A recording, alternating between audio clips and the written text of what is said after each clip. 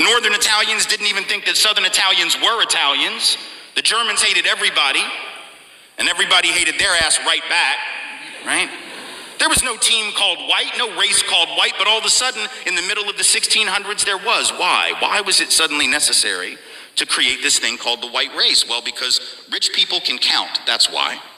And so rich folks looked around, the ones that owned all the land, in the colonies, the colonial elite looked around and they realized something, that they were heavily outnumbered by African enslaved folks, by European indentured servants who were just one level above a slave, or other Europeans who weren't technically indentured servants, but they were still peasants, didn't have any money, didn't have any land, and they could do the math. They added it up and they were like, damn, we got to figure out a way to split these folks apart from one another or they're going to rise up and take our stuff.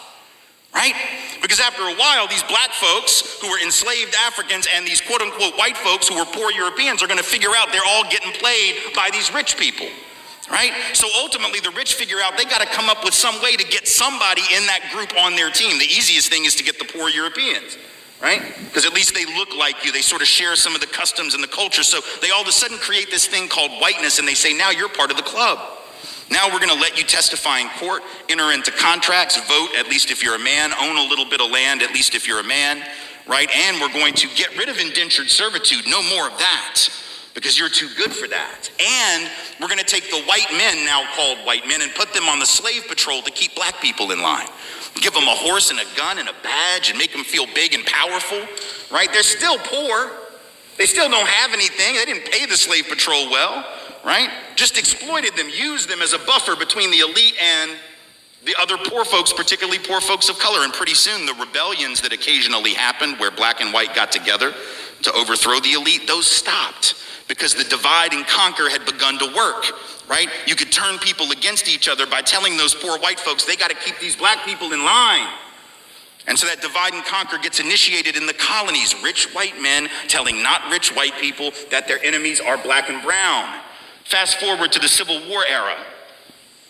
And you have, I'm from the South, right? My people, the elite in my part of the country, right, actually announced that the reason they wanted to break away from the Union and possibly go to war with their brothers and sisters to the North was in order to maintain slavery and white supremacy. They said that at the time. We lie about it now.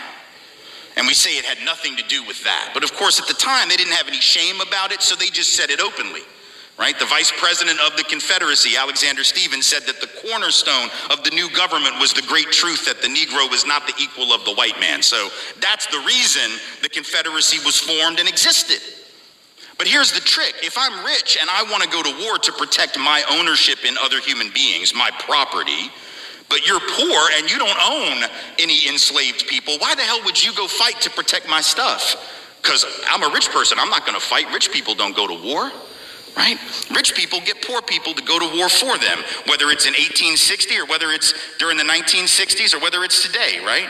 Rich folks get doctors to write notes for them that say that they have heel spurs and that's why they can't go to Vietnam. And if you don't know who I'm talking about, you can Google that shit because he's sitting in the White House right now, right? Oh, I can't go fight. I have heel spurs. Send some poor kids to do that for me, please, right? So that's been a long-standing tradition. So the rich have to figure out a way to convince the poor to go fight for them. But that's a hard thing. That's like a hard sell, right? Like how the hell, why would you do that? Why would you go fight to protect my property rights when you don't own anything? The only way you would do it is if that rich person comes to you and says, hey, listen, you gotta go fight because we gotta maintain our way of life because if these people get free, they're gonna take your jobs. No, fool, they already got your job.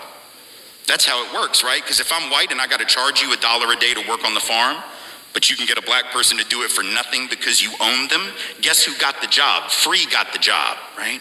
So in a sense, poor white folks would have been better off joining with black folks to overthrow the slave system that would have raised the wage floor of all working people.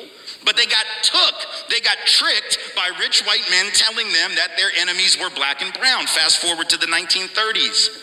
And you have white labor leaders. They're not even the elite, right? The labor leaders are not the elite, but they're the elite within the labor movement.